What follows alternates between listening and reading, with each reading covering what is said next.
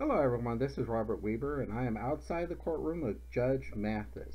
Due to COVID-19, we're not able to be live in studio, so I wanted to go ahead and present you an interesting case from Rome, Georgia that happened in 2009. It's a throwback case for Judge Mathis, but in this case, Renisha Sanders is suing her ex-roommates for unpaid bills.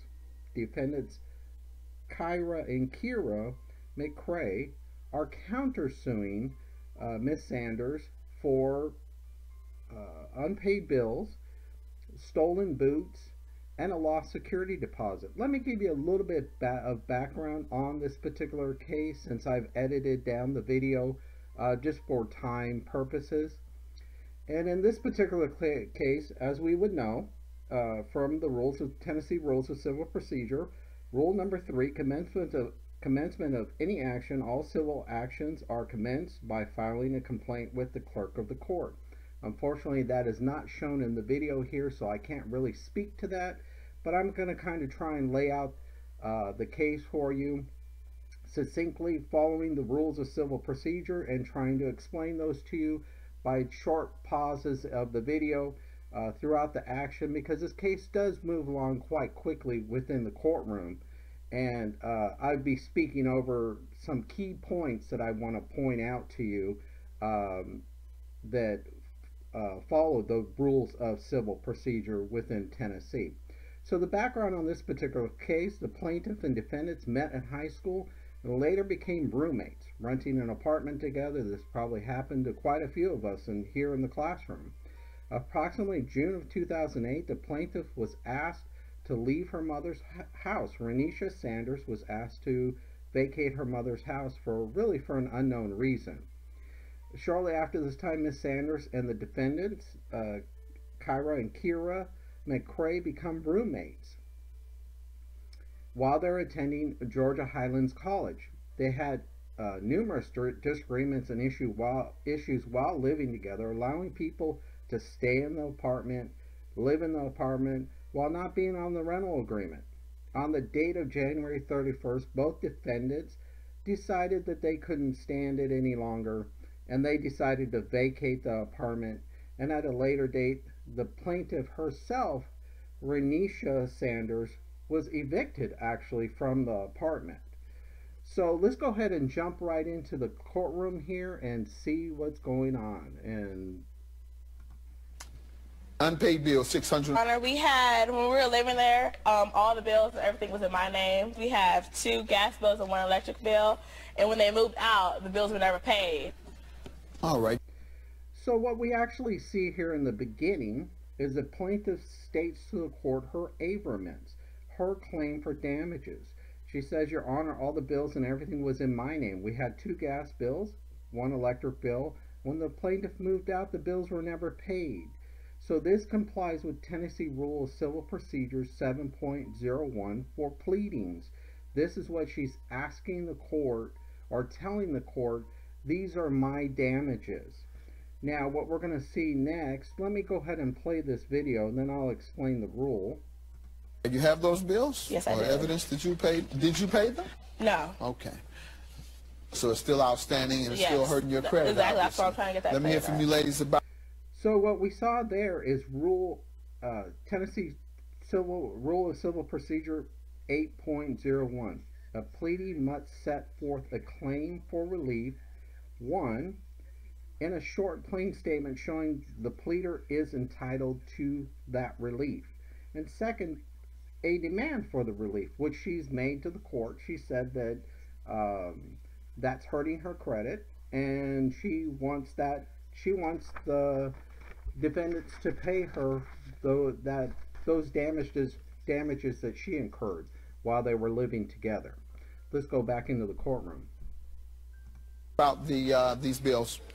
That month of January, she didn't have her rent for that month. I paid her portion, and I made a verbal agreement with her that I was going to pay her portion of January's rent. It was almost $300. So you made a verbal agreement? Right. And then, I mean, utility bills, that would just wipe us clean of utility bills. Did you pay her portion? Yes, I did. All right. You have evidence? I do. Ma'am? Your Honor, that's not true. She did pay my half of Why? the rent that month. Why? Because I didn't have my rent for that month. And I told her, well, what she said sounds reasonable. exactly. So that $300 is deducted from her part of the utilities, but not her sister's part, and she still does owe. You must deduct the amount that you were credited for in them paying the rent. Right. What was that? It was $323. That's how much they paid in rent? Right. $645 minus $323. It's $322. All right. Go ahead, ladies. There was no balance. So actually what we're seeing here is the defendant's answer to the pleading by the plaintiff in this particular case. So compliant with Tennessee Rule of Civil Procedure 8.02, forms of denials, a party shall state in short and plain terms his or her defense to each claim asserted and shall admit or deny the averments upon which the adverse party relies. The defendant in this case, Kyra McCrae, denied the plaintiff's pleading by asserting an affirmative defense against the pleading as outlined in the rules. Tennessee Rule of Civil Procedure Part 8.03, an affirmative defense whereby the defendant admits to performing the act, but she has a verbal agreement in which the bill would be dismissed by the defendant for paying her half of the rent, the plaintiff's half of the rent. So in this particular case, time and place under Tennessee Rule of Civil Procedure 9.06 becomes very important.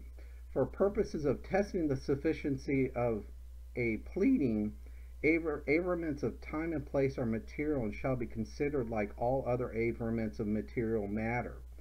So what we're going to see is the judge is going to discuss how the bills, because the defendant is going to try and argue that she doesn't owe the plaintiff these bills because she moved out. And we're going to see that actually here. The plaintiff is going to attempt to argue that she was not living and liable for bills received and calculated after the time she moved out on January 31st. The court, you'll see that the court will explain to the plaintiff that her argument is invalid since January bills are due the next month in February.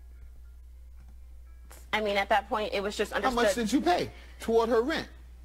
The whole $323. And the total was $645. Then there is a balance. Not towards that. I mean, she's suing for bills that brought up in February. We weren't there in February. So you got to take that out of it too. We weren't there in February. When No, did the you bills leave? are cut. Quiet. When did you leave? January 31st. All right. And February bills come from January. Lord have mercy. $1,270 for a security deposit, unpaid bills, and personal property. Yep. So I'm just going to jump in here. What we're seeing is the beginning of Tennessee Rule Civil Procedure 13.01, whereby the defendant has filed a counterclaim with the court against the defendant. And the defendants have filed their counterclaim for unpaid bills, theft of personal property, and loss of a security deposit against the plaintiff in compliance with Tennessee Rules of Civil Procedure, which a compulsory counterclaim that arises out of the same transaction or occurrences as the plaintiff's claim must be raised at the defendant's answer or it is waived. So basically what she's going to allege in the video is that the plaintiff owes her for AT&T services a bill amounting for the total of $427.73, a T-Mobile phone bill which the plaintiff owes her $527, boots which she's going to make a claim were stolen at the time that she was Kira is going to make a claim that those boots were stolen at the time that they moved out, and she's asking the court in her pleading for damages amounting in the amount of $300. Okay, let's go ahead and jump back into the court here and see and hear this the judge lay out this counterclaim for us here. Okay. Tell me why she owes you. We had AT&T service hooked up. It was phone, internet, and cable. So we have a bill that she never paid on that we still have outstanding. Okay, you have that? How much is it? It's the whole total is $427.73. What else? What else? We have Renisha and I both had a cell phone together. I had T-Mobile, and I added her on because she didn't have a phone. I think it was How October. much is that? For the T-Mobile, it was $527. That's half of it. Go ahead. I had a pair of boots that were stolen from me, basically. The day we moved out, how much do you want for the boots? $300. They were $300. All right, ma'am. Let's get to this. Okay, now $427 for internet. Do you owe that? Right, I owe that. All right. What about the phone bill? The phone bill. Okay, I just wanted to interject here. What we're actually seeing is this is in compliance with Tennessee Rule Civil Procedure Part 7.01 pleadings, which we spoke about earlier. There shall be a complaint and an answer to that complaint. So what we're seeing here is the defendants filed their counterclaim. Now the plaintiff is answering that counterclaim, and she's going to admit or deny the amounts owed for AT&T and T-Mobile, and I believe she talks about the boots. Let's go ahead and jump back in the courtroom so we can get her answers directly.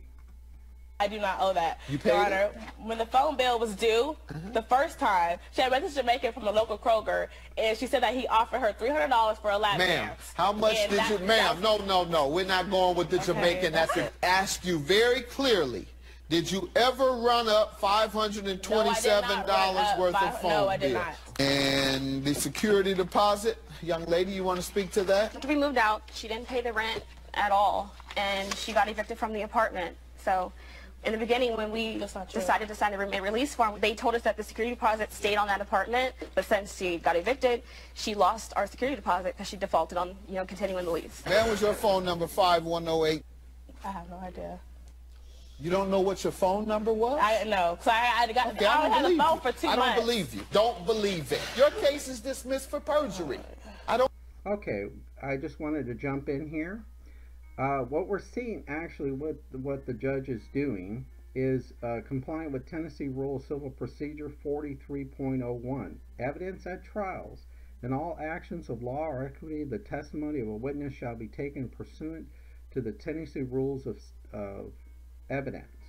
The plaintiff gives testimony that after she moved out, the defendants did not pay rent and was evicted from the apartment. The security deposit was attached to the apartment due to the default, and they could not get a refund of any monies. And we see also in this testimony the Tennessee Rule of Civil Procedure 1502, amendments to conform to evidence. When issues not raised by the pleadings are tried by express or implied consent of the parties, they may be necessary to cause them to conform to evidence, and to raise these issues may be made upon motion of any party at any time. If evidence is objected to at trial on the grounds that it is not within the issues made by the pleadings, the court may allow the pleadings to be amended, and shall do so freely when the presentation of the merits of action will be subserved thereby, and the objecting party fails to satisfy the court that the admission of such evidence would prejudice the party in maintaining the action or defense upon the merits. And what they're talking about, we're not covering this technically in class, and under rules of evidence, I believe Rule 405 applies to this particular case, and why the judge has dismissed her case for perjury, because she's giving testimony on the character. She's given testimony on the character of the other person, but what she's doing is this goes to her character, her merits of her testimony, and the judge feels that she's being deceptive to the court and perjuring herself, and she's violating the rule. I believe Rule 405 would be applicable under the rules of evidence in this particular case, and why her case was dismissed. Her initial claim was dismissed by the court is because she's now perjured herself. She's lost merit. She's lost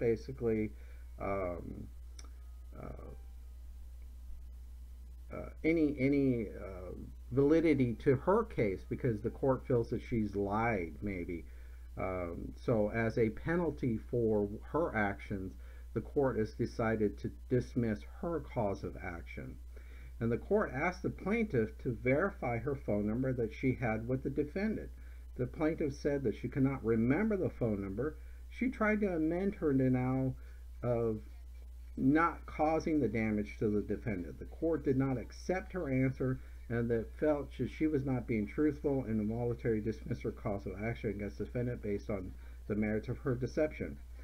Tennessee Rule of Civil Procedure 4102, involuntary dismissal, subsection 3, unless the court in its order for dismissal otherwise specifies a dismissal under the subdivision and any dismissal not provided in Rule 41, other than a dismissal for lack of jurisdiction or improper venue or lack of indispensable party, operates as adjudication upon the merits.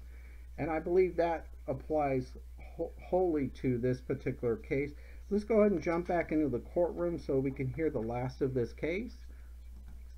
Don't believe you did not know your phone number I don't remember for 2 it. months. I do have a You line would with her. recognize it, ma'am, after I read it off to you. We're not playing today. $1,270 for the defendants for your counterclaim, which I believe, which you have shown me evidence of. Have a good day. Judgment for the defendant.